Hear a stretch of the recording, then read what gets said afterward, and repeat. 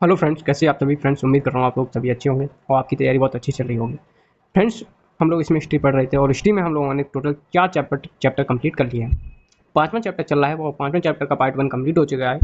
और आज हम पार्ट 5 चैप्टर 5 का पार्ट नंबर 2 अर्थात सेकंड पार्ट हम पढ़ने जा रहे हैं। और पार्ट 1 और पार्ट 2 मिला करके चैप्टर नंबर 5 दोनों क्या हो जाएंगे, कंप्लीट हो जाएंगे।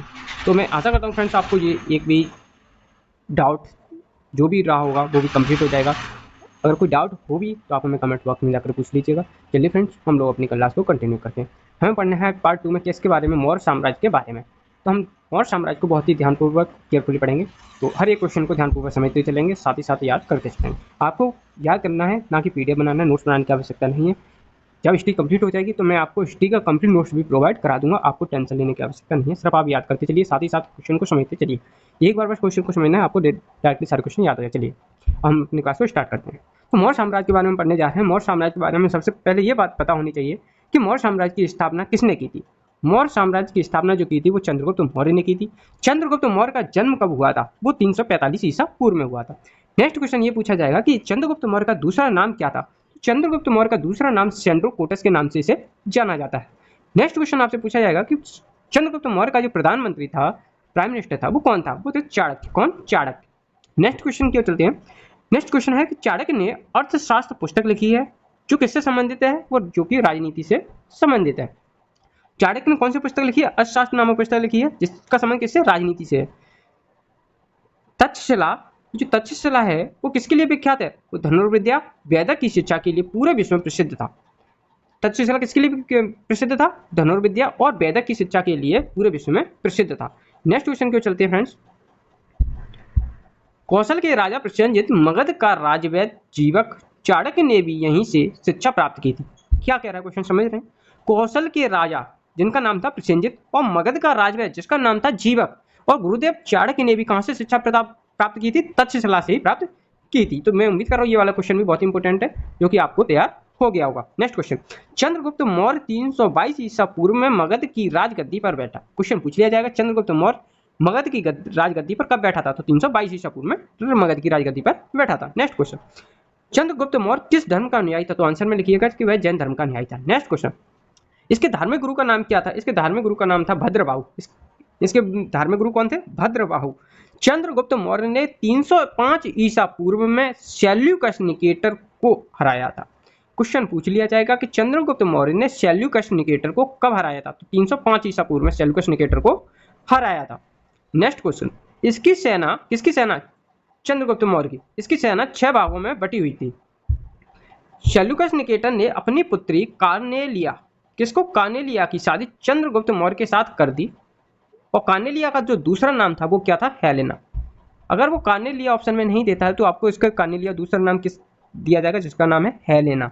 हेलेना, जरा ध्यान से याद कर लीजिए कि सेल्यूकस निकेटर की पुत्री का नाम क्या था?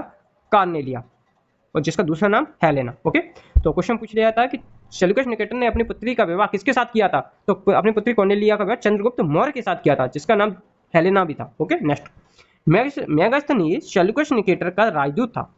क्वेश्चन अगर ये पूछ लिया जाए, बहुत ही इंपॉर्टेंट क्वेश्चन बन जाता है कि सेल्यूकस निकेटर का जो राजदूत था वो कौन था? मेगास्थनीज था। यह चंद्रगुप्त मौर्य के दरबार में रहता था। तो चंद्रगुप्त मौर्य के दरबार में कौन सेल्यूकस निकेटर का राजदूत रहता था, उसका नाम क्या था? मेगास्थनीज। नेक्स्ट क्वेश्चन क्यों चले। मेगास्थनीज ने कौन सी पुस्तक लिखी थी? तो आंसर में लिखिएगा, मेगास्थनीज ने इंडिका नामक पुस्तक लिखी थी। कौन सी पुस्तक लिखी थी? इंडिका। बहुत इंपॉर्टेंट क्वेश्चन है, बहुत बार पूछा जाता है। इसने भारतीय समाज को 7 जातियों में विभक्त किया है। इसने पाटलिपुत्र को पाली प्रोथन नाम दिया था। किसने? मेगास्थनीज की बात कर रहे हैं। मेगास्थनीज ने कौन सी पुस्तक लिखी थी? इंडिका नामक पुस्तक लिखी थी। और मेगास्थनीज ने भारतीय समाज को कितनी जातियों में विभक्त किया था? 7 जातियों में विभक्त किया था। मेगास्थनीज ने पाटलिपुत्र को कौन सा नाम दिया था? पालीब्रोथा। कौन सा नाम दिया था? पालीब्रोथा नाम दिया था। तो उम्मीद कर रहा हूँ कि आपको जो भी क्वेश्चन बन सकते थे इससे रिलेटेड, मौर्य साम्राज्य से रिलेटेड, वो सारे क्वेश्चन समझ में आ गए होंगे। और मैंने मौर्य साम्राज्य के बारे में बहुत अच्छे से समझाया। बाकी क्वेश्चन हम धीरे धीरे हर एक क्वेश्चन को देखते हुए आगे चलते हैं। चलिए, चंद्रगुप्त मौर्य के बारे में जानकारी रुद्रदामन के जूनागढ़ अभिलेख से मिली है। क्वेश्चन पूछ लिया जाएगा कि चंद्रगुप्त मौर्य के बारे में जानकारी रुद्रदामन के किस अभिलेख से मिलती है? तो वो आंसर कर लिख दीजिएगा, जूनागढ़ अभिलेख से मिलती है। कौन से अभिलेख से? जूनागढ़ अभिलेख से। नेक्स्ट क्वेश्चन क्यों चला। यह अभिलेख किस लिपि में लिखा गया था? जूनागढ़ अभिलेख जो है ब्राह्मी लिपि में लिखा गया था। नेक्स्ट क्वेश्चन, चंद्रगुप्त मौर्य और सेल्यूकस निकेटर के बीच हुए युद्ध का वर्णन। एपियानस ने अपनी पुस्तक में किया है। एपियानस एक व्यक्ति का नाम है जिसने किसमें अपनी पुस्तक में वर्णन किया है, किसका? चंद्रगुप्त मौर्य और सेल्यूकस निकेटर के बीच हुए युद्ध का वर्णन एपियानस ने अपनी पुस्तक में किया है। नेक्स्ट क्वेश्चन, चंद्रगुप्त मौर्य ने सेल्यूकस को 500 हाथी उपहार में दिए थे। चंद्रगुप्त मौर्य ने सेल्यूकस को कितने हाथी उपहार में दिए थे? 500 एलिफेंट उपहार में अर्थात गिफ्ट कर दिया। नेक्स्ट क्वेश्चन, नंद वंश का विनाश करने में चंद्रगुप्त मौर्य ने कश्मीर के राजा प्रवर्तक से सहायता ली। कश्मीर के किस राजा से सहायता ली थी? तो वो कश्मीर के राजा प्रवर्तक से सहायता ली थी। तो क्वेश्चन क्या बनेगा कि नंद वंश का विनाश करने में चंद्रगुप्त मौर्य ने कश्मीर किस राजा से सहायता ली थी? तो आंसर लिख दीजिए, प्रवर्तक से सहायता ली थी। चंद्रगुप्त मौर्य की मृत्यु कब हुई? 298 ईसा पूर्व में हुई। कहाँ हुई थी? श्रवण बेलगोला में हुई थी। और ये कहाँ पड़ता है? ये कर्नाटक में पड़ता है। चंद्रगुप्त मौर्य से रिलेटेड जितने भी इंपॉर्टेंट क्वेश्चन बन सकते थे मैं फ्रेंड्स वो सारे क्वेश्चन करा दिए। एक भी क्वेश्चन ऐसा नहीं जो एग्जाम में आए और आप उससे ना कर पाए। मैं पूरी गारंटी के साथ कह रहा हूँ कि आपको साथ ही साथ याद भी हो गया होगा। चलिए फ्रेंड, अब हमने चंद्रगुप्त मौर्य के बारे में सारी जानकारी कर ली है। अब हम चलते हैं बिंदुसार की। नेक्स्ट हेडिंग डाल लीजिएगा बिंदुसार। क्या पढ़ेंगे? हम बिंदुसार के बारे में पढ़ेंगे। चंद्रगुप्त मौर्य का उत्तराधिकारी था। कौन था? बिंदुसार। किसका उत्तराधिकारी था? चंद्रगुप्त मौर्य का। तो क्वेश्चन पूछ लिया चंद्रगुप्त मौर्य का उत्तराधिकारी कौन था? तो आंसर में लिखिएगा बिंदुसार था। यह मगध की गद्दी पर कब बैठा? तो 298 ईसा पूर्व में बैठा। बिंदुसार को अमित्रघात भी कहा जाता है। नेक्स्ट क्वेश्चन यही पूछा जाएगा कि बिंदुसार को क्या कहा जाता है? अमित्रघात भी कहा जाता है। अमित्रघात का अर्थ क्या होता है? शत्रु का विनाशक। अमित्रघात का अर्थ होता है शत्रु का विनाशक। ओके, नेक्स्ट क्वेश्चन क्यों चलते हैं। आजीवक संप्रदाय का अनुयायी था। कौन? बिंदुसार। तो क्वेश्चन क्या बना कि आजीवक संप्रदाय का अनुयायी कौन था? चंद्रगुप्त मौर्य था, बिंदुसार था, चाणक्य था, या इनमें से कोई नहीं? तो आंसर में लिखिएगा आजीवक संप्रदाय का जो अनुयायी था वो था बिंदुसार। नेक्स्ट क्वेश्चन क्यों चले। बिंदुसार के दरबार में डायमेकस नामक राजदूत को सीरियन राजा एंटियोकस ने भेजा था। बिंदुसार के दरबार में डायमेकस नामक राजदूत को किसने भेजा था? सीरियन राजा एंटियोकस ने भेजा था। तो क्वेश्चन पूछ लिया कि डायमेकस नामक राजदूत को किसने भेजा था? बिंदुसार के दरबार में एंटियोकस नामक राजा ने भेजा था। ये कहाँ का राजा था? ये सीरियन का राजा था। नेक्स्ट क्वेश्चन क्यों चलते हैं। बौद्ध विद्वान तारानाथ ने बिंदुसार को 16 राज्यों का विजेता बताया था। बौद्ध विद्वान तारानाथ, किस विद्वान? बौद्ध विद्वान कौन थे? तारानाथ ने बिंदुसार को 16 राज्यों का क्या बताया? विजेता बताया। नेक्स्ट क्वेश्चन क्यों चलते हैं। नेक्स्ट क्वेश्चन है कि जैन ग्रंथों में बिंदुसार को सिंहसेन कहा गया है। क्वेश्चन पूछ लिया जाएगा कि जैन ग्रंथों में बिंदुसार को क्या कहा गया है? तो आंसर में लिखिएगा सिंहसेन कहा गया है। तक्षशिला में हुए विद्रोह को दबाने के लिए बिंदुसार ने किसको भेजा था? अशोक को भेजा था। आंसर में टिक कर दीजिएगा, किसको भेजा था? अशोक को भेजा था। तक्षशिला विद्रोह का मुख्य कारण अधिकारियों का दुर्व्यवहार था। तक्षशिला का विद्रोह का मुख्य कारण क्या था? मेन रीजन था अधिकारियों का, ऑफिसरों का दुर्व्यवहार करना।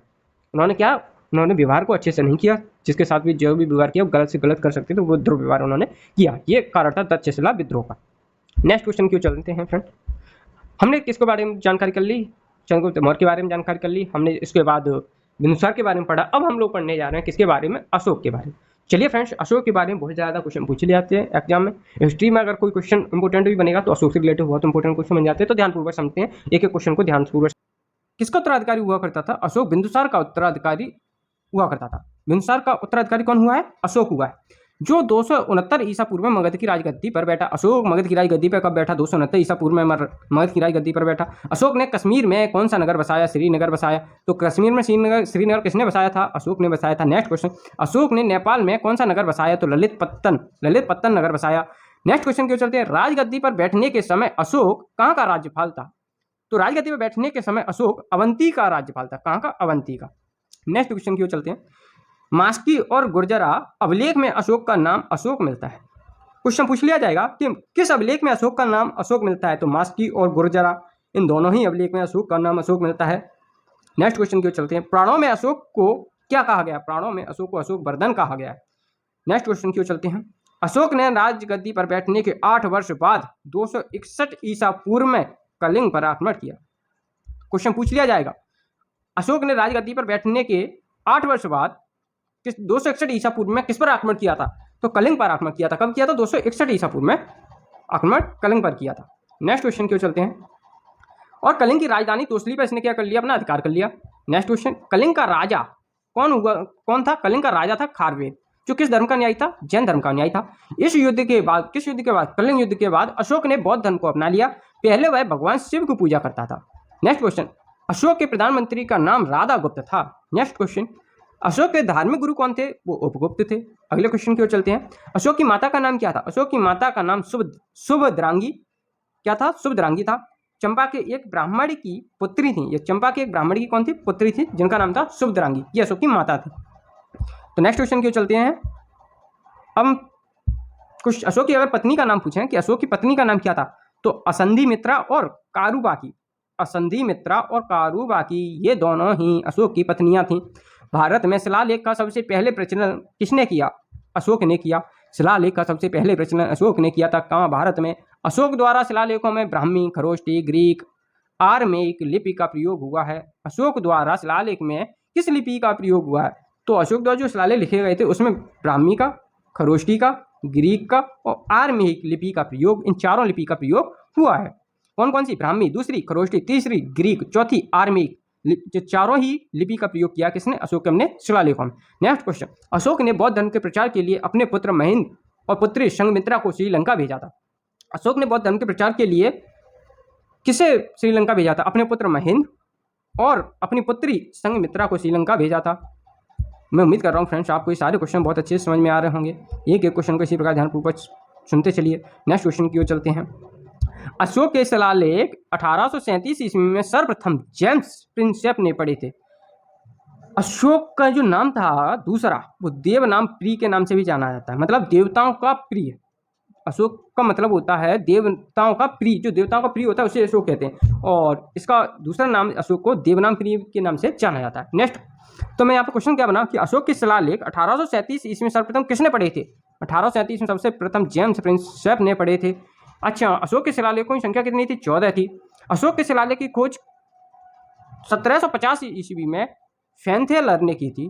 क्वेश्चन पूछ लिया जाएगा कि अशोक के शिलालेख की खोज 1750 ईस्वी में किसने की थी? तो फैनथेलर। ध्यान से याद कर लीजिए किसने की थी? फैनथेलर ने की थी। नेक्स्ट क्वेश्चन की ओर चलते हैं। अशोक के स्तंभ लेखों की संख्या कितनी थी? अशोक के स्तंभ लेखों की संख्या कितनी थी? 7 थी, जो कि किसमें लिखी गई? ब्राह्मी लिपि में लिखी गई थी। स्तंभ लेखों की संख्या कितनी थी? 7 थी। किसी लिपि में लिखे गए ये स्तंभ लेख? ब्राह्मी लिपि में लिखे गए। Next question. अशोक के दरबार में डायोनीसियस नामक राजदूत आया था। अशोक के दरबार में कौन सा राजदूत आया था जिसका नाम क्या था? उसका नाम था डायोनीसियस। तो क्वेश्चन ये भी इंपॉर्टेंट है कि अशोक के दरबार में कौन सा राजदूत आया था, जिसका नाम बताइए। डायोनीसियस नामक राजदूत आया था। इससे मिस्र के राजा फ्लाडेल्फस का दूसरा नाम टॉलमी टू भी था। टॉलमी टू का मतलब टॉलमी द्वितीय ने भेजा था। तो क्वेश्चन पूछ लिया जाएगा कि अशोक के दरबार में जो राजदूत डायोनीसियस नामक आया था वो मिस्र के किस राजा ने भेजा था? मिस्र के राजा फ्लाडेल्फस, जिसको टॉलमी द्वितीय के नाम से जाना जाता है, उसने भेजा था। नेक्स्ट क्वेश्चन क्यों चलते हैं फ्रेंड्स। उम्मीद कर रहा हूँ आपको बहुत अच्छे से क्वेश्चन समझ में आ रहे होंगे, साथ ही साथ याद भी हो रहे होंगे। चलिए, कौशाम्बी अभिलेख को रानी का अभिलेख भी कहा जाता है। किस अभिलेख को रानी का अभिलेख कहा जाता है? तो आंसर में लिख लीजिए, कौशाम्बी अभिलेख को रानी का अभिलेख भी कहा जाता है। और ये क्वेश्चन एक ऊपर छूट गया था कि अशोक का जो 7वां शिलालेख है वो सबसे लंबा शिलालेख है। इसको ध्यान रखिएगा कि सबसे लंबा अशोक का शिलालेख कौन सा? 7वां है। Next question. अशोक का सबसे छोटा स्तंभ लेख कौन सा है? सबसे छोटा स्तंभ लेख है रुम्मी नदेई। तो सबसे छोटा स्तंभ लेख कौन सा है अशोक का? Rummindei. Next question. Ashok का सर ए कुना अभिलेख ग्रीक और आर्मेइक भाषा में लिखा गया है।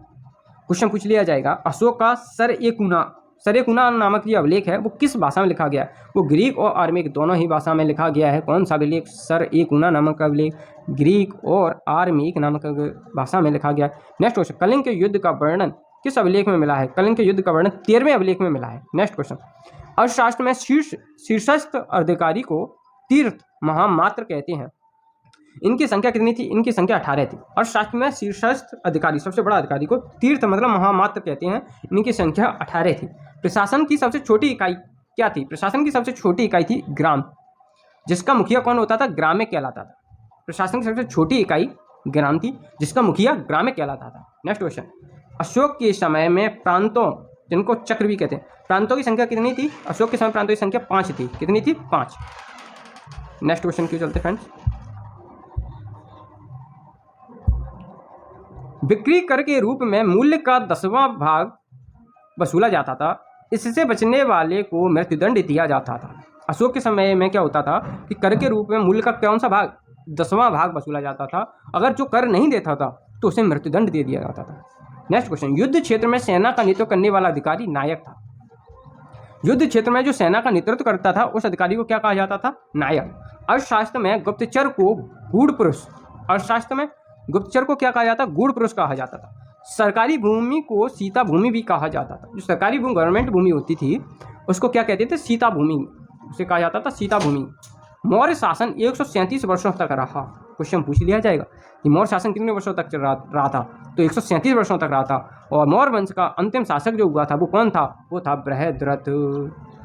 तो मौर्य शासन 137 वर्षों तक रहा और इसका अंतिम शासक बृहद्रथ था। बृहद्रथ की हत्या इसके सेनापति पुष्यमित्र शुंग ने 185 ईसा पूर्व में कर दी और मगध पर शुंग वंश की नींव डाली।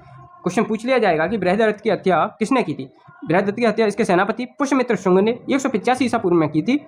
और पुष्यमित्र शुंग ने किस वंश की स्थापना की? शुंग वंश की स्थापना की। मौर्य साम्राज्य की मुद्रा क्या थी? मौर्य साम्राज्य की मुद्रा थी पर्ण। ये बहुत इंपॉर्टेंट क्वेश्चन बन जाता है कि मौर्य साम्राज्य की मुद्रा क्या थी? वो थी पर्ण। मैं उम्मीद कर रहा हूँ कि आपको सारे क्वेश्चन ये समझ में आ गए होंगे। अशोक से रिलेटेड जितने भी इंपॉर्टेंट क्वेश्चन बन सकते थे मैंने फ्रेंड्स आपको सारे डिटेल में समझाए, आपको एक एक क्वेश्चन याद कराया। मैं उम्मीद कर रहा हूँ कि आपको एक एक क्वेश्चन साथ ही साथ याद हो गए हों। एक भी क्वेश्चन ऐसा नहीं है जो हमने आपको समझाया हो और आपको याद ना होगा। सिर्फ आप एक काम करिएगा कि इस वीडियो को 2 बार देख लीजिए, हो सके तो 3 बार बस देख लीजिएगा, और आपको साथ ही साथ सारे क्वेश्चन याद हो जाएंगे। आपको दोबारा से कोई भी क्वेश्चन याद करने की आवश्यकता नहीं पड़ेगी।